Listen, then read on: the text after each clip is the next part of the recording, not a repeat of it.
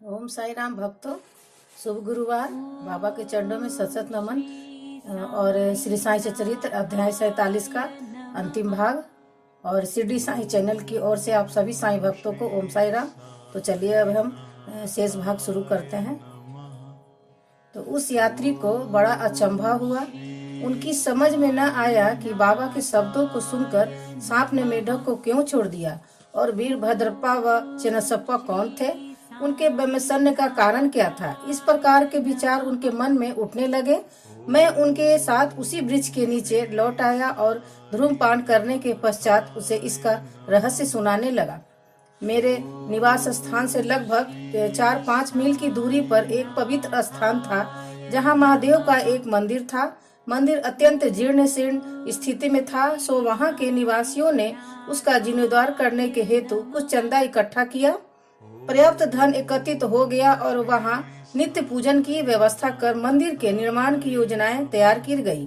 एक धनाढ़ व्यक्ति को कोषाध्यक्ष नियुक्त कर उसको समस्त कार्य की देखभाल का भार सौंप दिया गया। उसको कार्य व्यय आदि का यथोचित विवरण रखकर ईमानदारी से सब कार्य करना था। सेठ तो एक उच्च कोटि का कंजूस था। उसने मरम्मत में अत्यंत अल्प राशि व्यय की। इस कारण मंदिर का जीर्णोद्धार भी उसी अनुपात में हुआ। उसने सब राशि व्यय कर दी तथा कुछ अंश स्वयं हड़प लिया और उसने अपनी गांठ से एक पाई भी व्यय न की। उसकी वाणी अधिक रसीली थी, इसीलिए उसने लोगों को किसी प्रकार समझा बुझा लिया और कार्य पूर्वतः ही अधूरा रह गया। लोग फिर संगठित होकर उसके पास जाकर कहने लगे, सेठ साहब, कृपया कार्य शीघ्र पूर्ण कीजिए। आपके प्रयत्न के अभाव में यह कार्य पूर्ण होना कदापि संभव नहीं, अतः आप पुनः योजना बनाइए। हम और भी चंदा आपको वसूल कर देंगे। लोगों ने पुनः चंदा एकत्रित कर सेठ को दे दिया। उसने रुपए तो ले लिए, परंतु पूर्वतः ही शांत बैठा रहा। कुछ दिनों के पश्चात उसी स्त्री को भगवान शंकर ने स्वप्न दिया कि उठो और मंदिर पर कलश चढ़ाओ।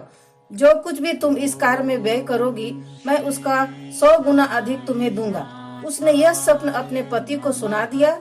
सेठ भयभीत होकर सोचने लगा कि यह कार्य तो ज्यादा रुपए खर्च कराने वाला है, इसीलिए उसने यह बात हंसकर टाल दी कि यह तो एक निरा स्वप्न ही है और उस पर भी कहीं विश्वास किया जा सकता है। यदि ऐसा होता तो महादेव मेरे समक्ष ही प्रकट होकर यह बात मुझसे न कह देते। क्या मैं तुमसे अधिक दूर था? यह स्वप्न शुभदायक नहीं, यह तो पति पत्नी के संबंध बिगाड़ने वाला है। इसीलिए तुम बिल्कुल शांत रहो। भगवान को ऐसे द्रव्य की आवश्यकता ही कहाँ जो दानियों की इच्छा के विरुद्ध एकत्र किया गया हो। वे तो सदैव प्रेम के भूखे हैं तथा प्रेम और भक्ति पूर्वक दिए गए एक तुच्छ तांबे का सिक्का भी सहर्ष स्वीकार कर लेते हैं। महादेव ने पुनः सेठानी को स्वप्न में कह दिया कि तुम अपने पति की व्यर्थ बातों और उसके पास संचित धन की ओर ध्यान न दो और न उससे मंदिर बनवाने के लिए आग्रह ही करो। मैं तो तुम्हारे प्रेम और भक्ति का ही भूखा हूँ। जो तुम कुछ भी व्यय करोगी, करने की इच्छा हो, सो अपने पास से ही करो। उसने अपने पति से विचार विनिमय करके अपने पिता से प्राप्त आभूषणों को विक्रय करने का निश्चय किया। तब कृपण सेठ अशांत हो उठा। इस बार उसने भगवान को भी धोखा देने की ठान ली। उसने कौड़ी मोल लेकर 1000 रुपए में ही अपनी पत्नी के समस्त आभूषण स्वयं खरीद डाले और एक बंजर भूमि का भाग मंदिर के निर्मित लगा दिया, जिसे उसकी पत्नी ने भी चुपचाप स्वीकार कर लिया। सेठ ने जो भूमि दी वह उसकी स्वयं की न थी, वरन एक निर्धन स्त्री दुबकी की थी, जो इसके यहाँ 200 रुपयों में गिरवी रखी हुई थी। दीर्घकाल तक वह ऋण चुकता न कर उसे वापस न ले सकी, इसीलिए वह धूर्त कृपण ने अपनी स्त्री दुबकी और भगवान को धोखा दे दिया। भूमि पथरीली होने के कारण उसमें उत्तम ऋतु में भी कोई पैदावार न होती थी। इस प्रकार यह लेन देन समाप्त हुआ। भूमि उस मंदिर के पुजारी को दे दी गई, जो उसे पाकर बहुत प्रसन्न हुए। कुछ समय के पश्चात एक विचित्र घटना हुई। एक दिन बहुत जोरों से झंझावात आया और अतिवृष्टि हुई। उस कृपण के घर पर बिजली गिरी और फलस्वरूप पति पत्नी दोनों की मृत्यु हो गई।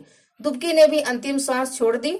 अगले जन्म में वह कृपण मथुरा के एक ब्राह्मण कुल में उत्पन्न हुआ और उसका नाम वीरभद्रप्पा रखा गया। उसकी धर्म पत्नी उस मंदिर के पुजारी के घर कन्या होकर उत्पन्न हुई और उसका नाम गौरी रखा गया। दुबकी पुरुष बनकर मंदिर के गुरव सेवक वंश में पैदा हुई और उसका नाम चेन्नसप्पा रखा गया। पुजारी मेरा एक मित्र था और बहुधा मेरे पास आता जाता, वार्तालाप करता और मेरे साथ चिलम पिया करता था। उनकी पुत्री गौरी भी मेरी भक्त थी। वह दिनों दिन सयानी होती जा रही थी, जिससे उसका पिता भी उसके हाथ पीले करने की चिंता में रहता था। मैंने उससे कहा कि चिंता की कोई आवश्यकता नहीं, वर स्वयं तुम्हारे घर लड़की की खोज में आ जाएगा। कुछ दिनों के पश्चात ही उसी की जाति का वीरभद्रप्पा नामक एक युवक भिक्षा मांगते मांगते उसके घर पहुंचा। मेरी सम्मति से गौरी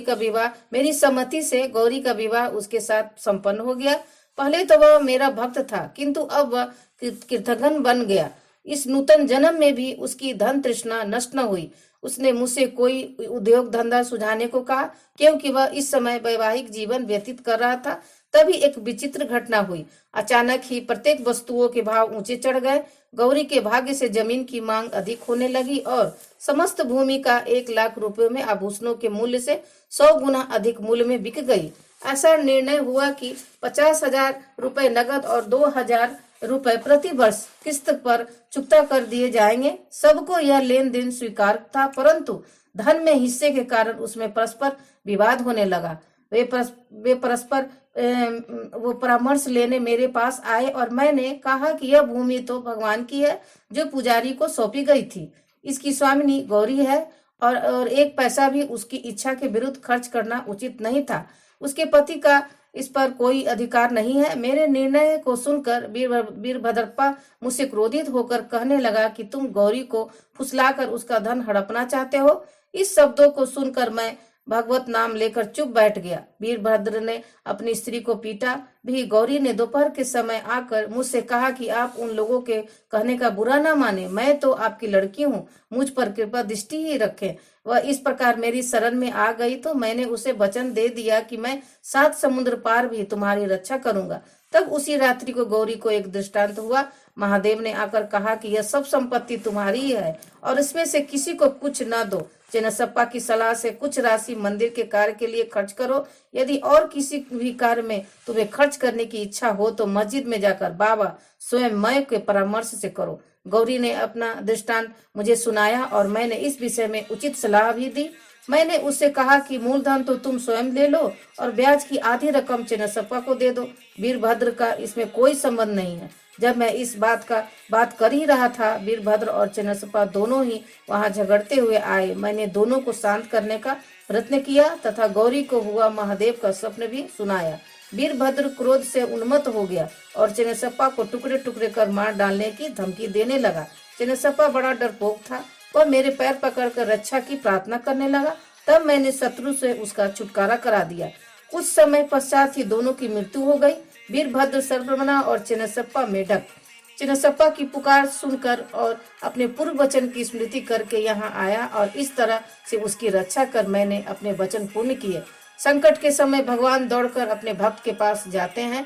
उसने मुझे यहाँ भेजकर चेन्नसप्पा की रक्षा कराई। यह सब ईश्वरीय लीला है। शिक्षा। इस कथा की यही शिक्षा है कि जो जैसा बोता है वैसा ही काटता है। जब तक कि भोग पूर्ण नहीं होता, पिछला ऋण और अन्य लोगों के साथ लेन देन का व्यवहार जब तक पूर्ण नहीं होता, तब तक छुटकारा भी संभव नहीं है। धन तृष्णा मनुष्य का पतन कर देती है और अंत में इससे ही वह विनाश को प्राप्त हो जाता है। बोलो श्री सद्गुरु साईनाथ प्रणवस्तु शुभ भवतु। श्री सच्चिदानंद सद्गुरु श्री साईनाथ महाराज की जय।